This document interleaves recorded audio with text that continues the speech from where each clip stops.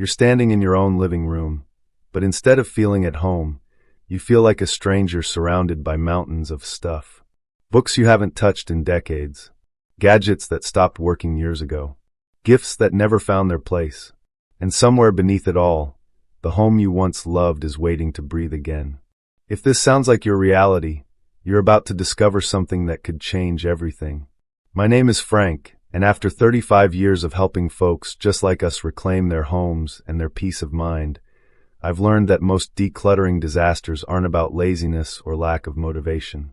They're about 8 critical mistakes that trap us in an endless cycle of overwhelm. Today, I'm going to share these mistakes with you, and more importantly, the simple solutions that can set you free.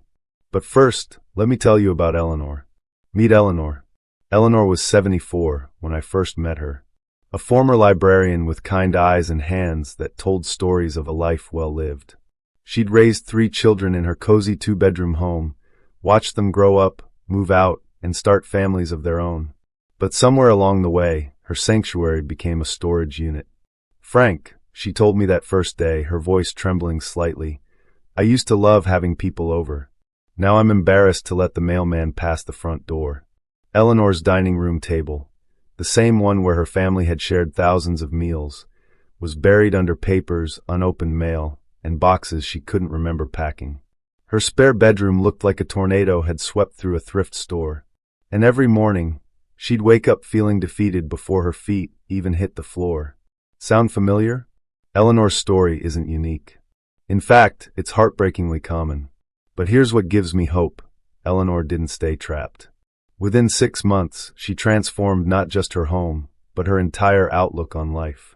And she did it by avoiding the 8 mistakes I'm about to share with you. So grab a cup of coffee, settle in, and let me show you how to turn your overwhelming mountain of possessions back into the peaceful home you deserve. Mistake number 1, the weekend warrior trap. Let me ask you something. Have you ever looked around your home and thought, "That's it. This weekend, I'm tackling everything"? Of course you have.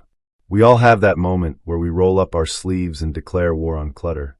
Eleanor certainly did.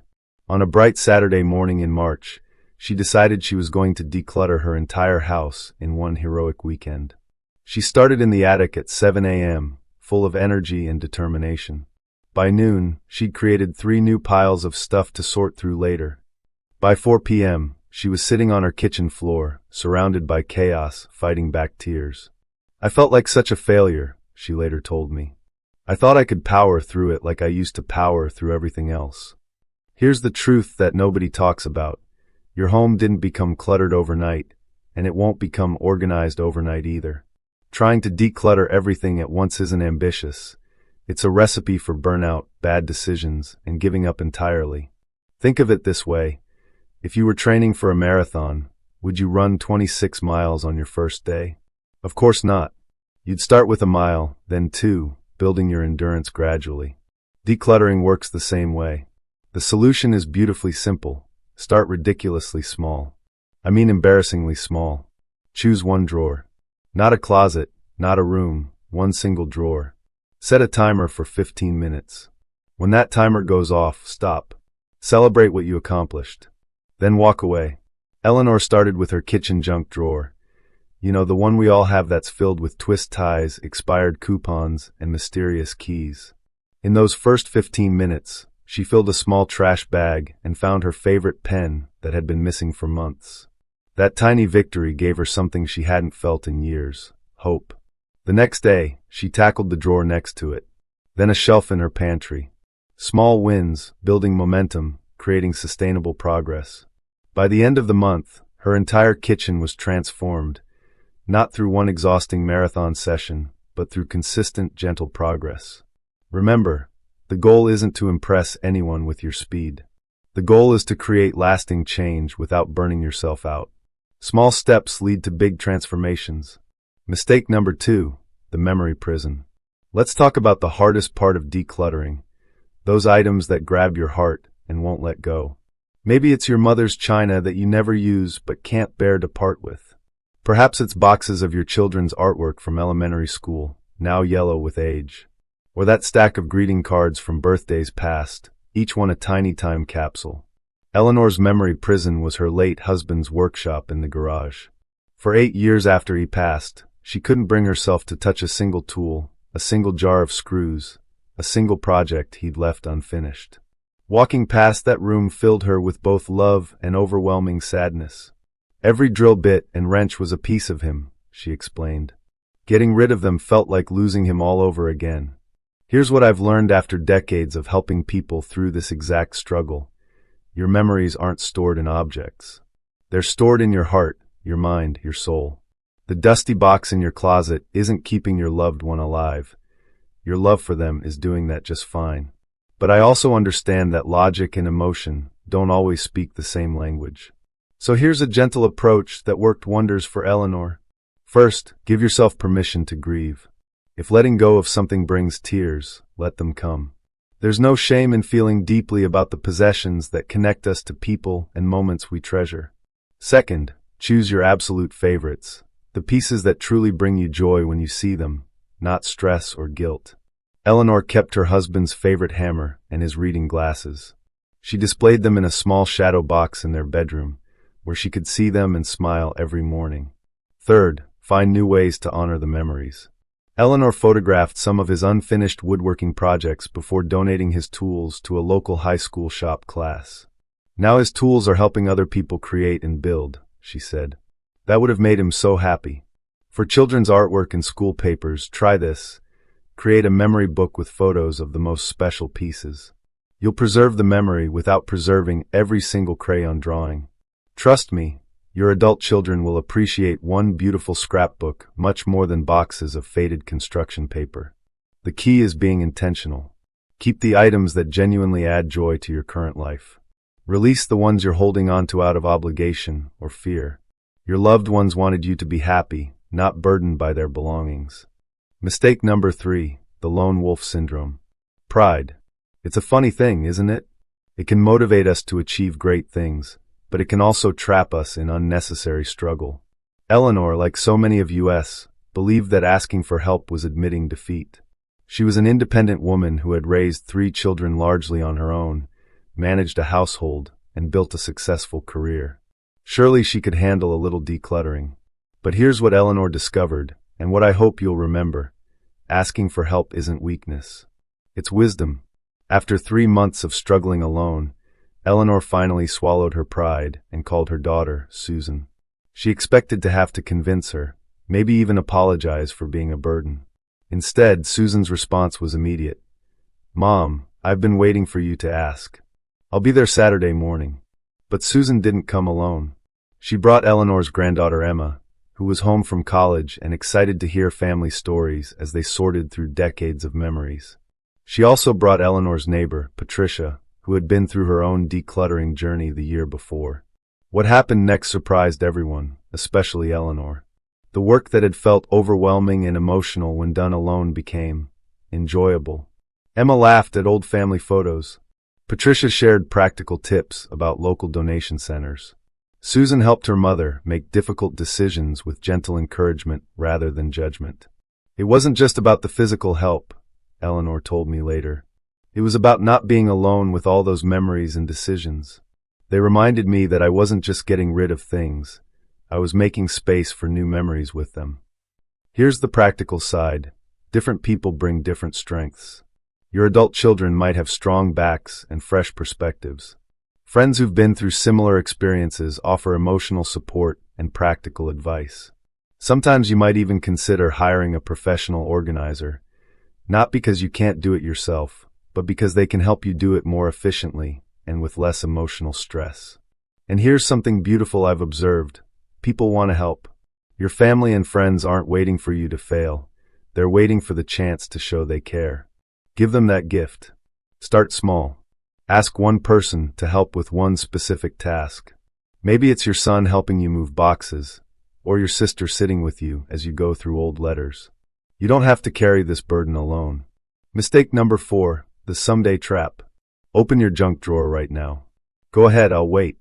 How many items in there fall into the "I might need this someday" category? The mysterious cables for devices you replaced years ago? The packet of screws left over from assembling furniture in 2018? The The collection of batteries that might or might not still work. Eleanor's someday collection was legendary. She had an entire closet dedicated to things that might be useful. Craft supplies for hobbies she'd never started, books she intended to read someday, clothes that might fit if she lost weight, kitchen gadgets that promised to revolutionize her cooking. But what if I need it next week? She'd ask, clutching a bread maker she hadn't used in 5 years. Here's the truth about someday. It's a trap disguised as practicality. Yes, there's a tiny chance you might need that random cable or those extra buttons. But there's a much larger chance that these items are stealing valuable space and mental energy from your life right here, right now. I taught Eleanor the someday box method, and it changed everything. Here's how it works. Get a medium-sized box and label it someday items. Put all those I might need this items inside. Write today's date on the box. Put it in your basement, garage, or a closet. Set a reminder on your phone for 6 months from now. Here's the key. If you need something from that box during those 6 months, you can retrieve it. No guilt, no second guessing. But, and this is important, you must write down what you took and when you took it. When your 6-month reminder goes off, look at your list. If you haven't needed anything from the box, or if you've only needed 1 or 2 items, it's time to donate the rest without even looking inside. Eleanor was skeptical, but she tried it. 6 months later, she'd retrieved exactly 1 item. A phone charger during a power outage. Everything else? She couldn't even remember what was in there. I realized I was keeping all these things just in case, instead of living my life right now, she said. My house was becoming a museum of maybe someday, instead of a home for today. The someday trap keeps us stuck in the past or anxious about the future, instead of enjoying the present. Your home should serve your life today, not store your hypothetical tomorrows. Mistake number 5. The donation dilemma. Picture this. You've finally made the difficult decisions. You've sorted through your belongings, chosen what stays and what goes. You feel proud, accomplished, ready for the next step. And then, the donation bags sit in your hallway for 3 months, staring at you accusingly every time you walk by.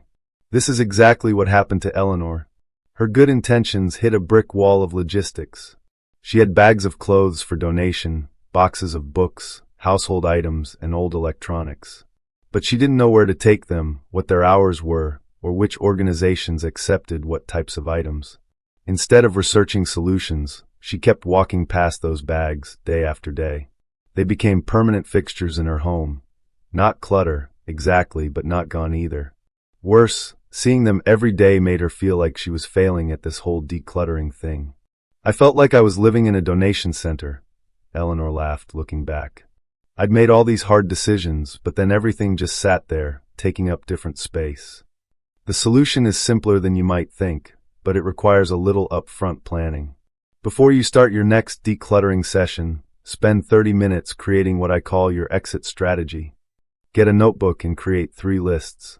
Donation centers. Research local charities, their addresses, hours, and what they accept. Many organizations will even pick up large items for free. Goodwill takes clothing and household goods. Libraries often accept book donations. Churches frequently run clothing drives. Animal shelters need old blankets and towels. Recycling options. Find out where you can recycle electronics, batteries, paint, and other special items. Many communities have monthly hazardous waste collection days. Trash schedule. Know when your regular trash pickup happens, and if your community offers bulk item pickup services. Here's Eleanor's game-changing tip. She designated every other Saturday as removal day. On those Saturdays, she'd load up her car with donation bags and make the rounds. She'd hit the library first, they opened earliest, then Goodwill, then the recycling center. She made it into a pleasant morning routine, often stopping for coffee afterward as a little reward. But here's the most important part. She never let items sit for more than 2 weeks. 2 weeks was her limit.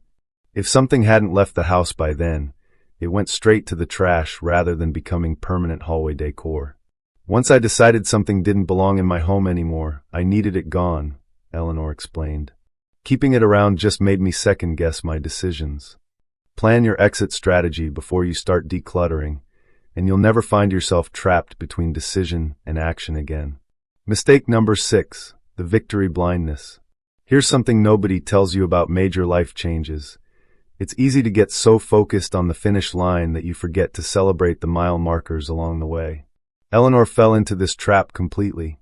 After 2 months of steady decluttering work, Eleanor had transformed her kitchen, organized her living room, and cleared out 2 closets.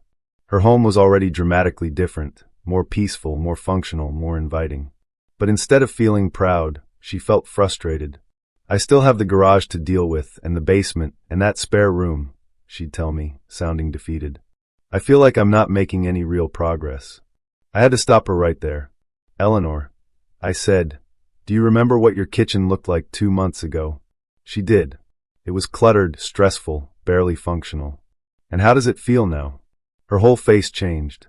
"It feels like home again," she whispered. That's when it hit her. She'd been so focused on what wasn't done that she'd forgotten to appreciate what was accomplished. She was suffering from what I call victory blindness, the inability to see your own progress because you're staring at the work still ahead. This is more than just a feel-good exercise. Celebrating progress is crucial for maintaining motivation and preventing burnout. When we don't acknowledge our victories, we rob ourselves of the emotional fuel we need to keep going. Here's what worked for Eleanor, and what I recommend to everyone. Create progress photos. Take before and after pictures of each area you complete. Eleanor couldn't believe the transformation photos of her kitchen. Sometimes we need visual evidence of our success because we get used to improvements so quickly. Set milestone rewards. After completing each room or major area, give yourself a meaningful reward. Eleanor treated herself to lunch at her favorite restaurant after finishing her living room. After organizing her bedroom closet, she bought herself fresh flowers for the newly cleared dresser top. Share your wins. Tell someone about your progress. Eleanor started calling her daughter Susan after each decluttering session to share what she'd accomplished. Susan's enthusiasm and pride reinforced Eleanor's sense of achievement. Keep a progress journal. Write down what you accomplish each day, even if it's small. Organized medicine cabinet or sorted through one box of photos might seem minor, but they add up to major transformation over time. Practice gratitude. Thank yourself for the effort you're putting in. Eleanor started ending each decluttering session by standing in the space she'd just organized and saying, "Thank you for taking care of me," to herself. It sounds simple, but it was powerful. Remember, every single item you decide to keep, donate, or discard is a decision that moves you closer to the home and life you want. That's worth celebrating. Mistake number 7, the aimless wanderer. Imagine starting a road trip without a destination.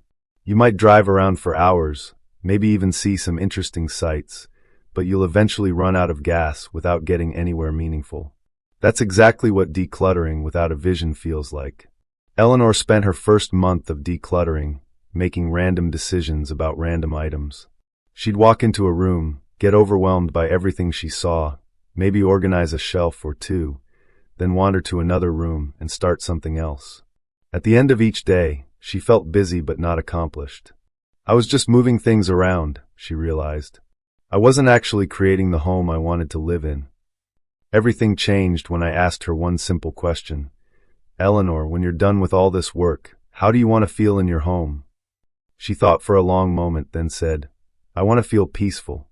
I want to wake up and feel calm instead of overwhelmed. I want to be able to have my grandchildren over without feeling embarrassed. I want to sit in my living room and feel proud of what I've created." That became Eleanor's North Star. Every decision she made from that point forward was filtered through this vision. Will keeping this item help me feel peaceful? Will it contribute to a home where I can enjoy my grandchildren? Does this support the calm, proud feeling I'm working toward? The transformation was immediate. Instead of getting stuck in endless debates about individual items, Eleanor could make quick, confident decisions. The ceramic owl collection that had gathered dust for years, it didn't contribute to peace, it just required dusting. Gone. The comfortable reading chair by the window, it absolutely supported her vision of a calm, enjoyable home. It stayed, and she even bought a small side table to make that corner more inviting. Your vision doesn't have to be complicated. Here are some questions to help you discover yours. How do you want to feel when you walk into your home? What activities do you want your space to support? Who do you want to be able to welcome into your home? What would make you feel most proud of your living space? If you could only keep items that truly serve your current life, what would that look like? Eleanor's vision evolved as she worked. She realized she wanted her home to be a place where family gathered, where she could pursue her love of reading without distraction, and where everything had a purpose and a place. That vision guided every decision and kept her motivated when the work got challenging. Without a vision, decluttering feels like loss. You're just getting rid of things. With a clear vision, decluttering feels like creation. You're building the life you want to live. Mistake number 8, the guilt prison. Of all the mistakes that keep people trapped in clutter, this one breaks my heart the most. It's the guilt that whispers, "But Aunt Helen gave you that vase," or "Your children might want those books someday," or "It's wasteful to get rid of something that's still good." Eleanor was imprisoned by guilt from every direction. She kept a scratchy wool sweater because her late sister had knitted it, even though it made her skin itch. She held on to a set of encyclopedias because they'd been expensive, even though she'd used Google for information for the past decade. She maintained a collection of her children's baby clothes in case her grandchildren might want them someday, never mind that her grandchildren were now teenagers. The guilt was exhausting. Every item she considered discarding came with a story, a relationship, a reason she should keep it. She felt selfish for wanting a peaceful, organized home. She felt disrespectful for questioning the value of gifts and heirlooms. She felt wasteful for admitting that some of her purchases had been mistakes. Here's the truth I shared with Eleanor, and I want to share with you. Keeping something out of guilt doesn't honor anyone or anything. It just fills your home with obligation instead of joy. That expensive exercise equipment gathering dust in your spare room? Keeping it won't retroactively make it a good purchase. It'll just remind you daily of money spent unwisely. The gift from a friend that doesn't suit your taste? Keeping it won't preserve the friendship, but letting it go might free you to focus on the friend instead of the object. Eleanor learned to practice what I call grateful release. Instead of focusing on guilt when letting go of items, she focused on gratitude. For the itchy sweater, she held it one last time and said, "Thank you, sis, for thinking of me and for taking the time to make this. I love you, and I know you'd want me to be comfortable." Then she donated it to someone who might actually enjoy wearing it. For the encyclopedias, she acknowledged, "You served us well for many years. Thank you for all the homework help and family trivia nights. Now it's time for someone else to benefit from you." This shift from guilt to gratitude was transformative. Instead of feeling like she was betraying people or being wasteful, Eleanor felt like she was honoring the original intention behind gifts and purchases, to bring joy and utility to someone's life. Here's a practical approach that worked wonders for Eleanor. For gifts, remember that the love was in the giving, not in your eternal possession of the item. The person who gave it to you wanted you to be happy. If keeping it makes you stressed or guilty rather than happy, letting it go honors their true intention. For expensive mistakes, learn the lesson, forgive yourself, and move on. Keeping something you don't use won't undo the money spent. It'll just continue to cost you in terms of space and peace of mind. For family heirlooms, keep what genuinely brings you joy or serves a purpose in your current life. For everything else, consider whether another family member might treasure it more, or whether donating it might bring joy to a stranger who will actually appreciate it. For might be useful items, ask yourself honestly, in the past year, how many times have you actually needed this type of item? If the answer is rarely or never, it's okay to let it go and trust that you can acquire what you need if and when you need it. Eleanor discovered that releasing guilt wasn't selfish, it was self-caring. And when we take good care of ourselves, we have more energy and space to care for others. Eleanor's transformation. 6 months after we first met, I visited Eleanor's home again. The transformation was remarkable, but it wasn't just about the physical space, though that was dramatic enough. Her living room, once cramped with furniture she didn't love and decorations that gathered dust, now felt spacious and serene. Every piece had purpose and brought her joy. Her kitchen table, buried for years under papers and projects, was now clear and welcoming. She'd been having her neighbor Patricia over for coffee twice a week, something she hadn't done in years. "I'd forgotten how much I love having people in my home," she told me, her eyes bright with rediscovered joy. But the most profound change was in Eleanor herself. The woman who'd once felt overwhelmed by her own possessions now moved through her home with confidence and peace. She'd learned that decluttering wasn't about deprivation, it was about choice. Every item in her home was there because she'd consciously decided it deserved space in her life. I used to feel like my house owned me, Eleanor reflected. Now I own my house again. And more than that, I own my life again. Her spare room, once a chaotic storage area, had become a craft room where she'd rediscovered her love of watercolor painting. Her garage, cleared of her husband's unused tools, now housed her car again, and she'd created a small potting area where she started a container garden. Most importantly, Eleanor had rebuilt her relationship with her possessions. Instead of being overwhelmed by too many choices, she was energized by the right choices. Instead of feeling guilty about what she owned or what she'd gotten rid of, she felt grateful for what served her life well. Her grandchildren, now teenagers, had started visiting more often. "Grandma's house feels so calm now," her granddaughter Emma had said. "It's like you can actually breathe here." Eleanor's transformation didn't happen because she was extraordinary. It happened because she was willing to learn from her mistakes, ask for help when she needed it, and trust that she deserved to live in a space that supported her best life. Your journey starts now. If Eleanor's story resonates with you, I want you to know something important. You have everything you need to create the same transformation in your own life. The 8 mistakes we've discussed aren't character flaws.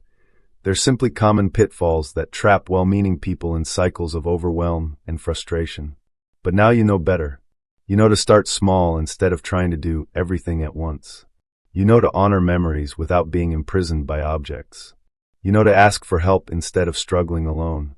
You know to release the someday items that steal space from your today. You know to plan your exit strategy before you start. You know to celebrate every victory along the way. You know to declutter with a clear vision of the life you want to create.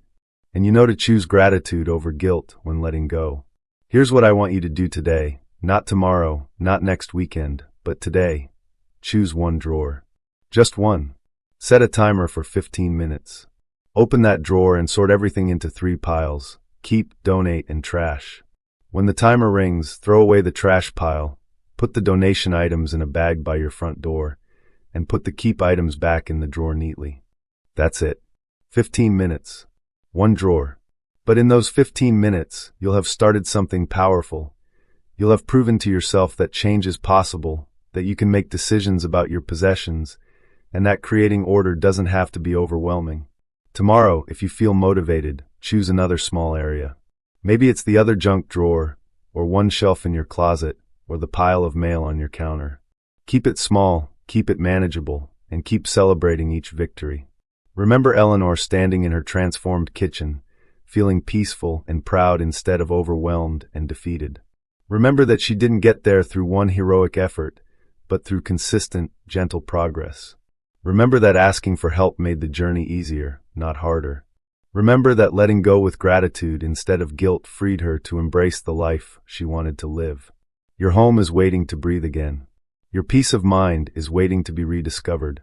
Your life is waiting to be lived fully in a space that supports your dreams instead of storing your regrets. You don't have to stay trapped by these 8 mistakes. You have the knowledge, you have the tools, and most importantly, you have the power to create the change you want to see. Start small. Start today. Start with love for yourself and the life you deserve to live.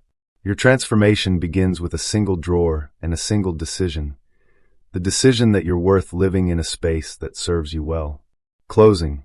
Thank you for spending this time with me today. If Eleanor's story has inspired you, or if these strategies have given you hope for your own decluttering journey, I'd love to hear about it in the comments below. Share which mistake resonated most with you, or tell us about your first 15-minute victory. And if this video has helped you, please give it a thumbs up and share it with someone who might need to hear Eleanor's story. Sometimes we all need a reminder that change is possible, no matter how overwhelming things might seem right now. Don't forget to subscribe to Elders Wise Insight for more practical wisdom about creating a life that truly serves you in these golden years. Hit that notification bell, and I'll see you in the next video. Until then, remember, you're not just decluttering your home, you're reclaiming your life. And that journey is worth celebrating, one drawer at a time.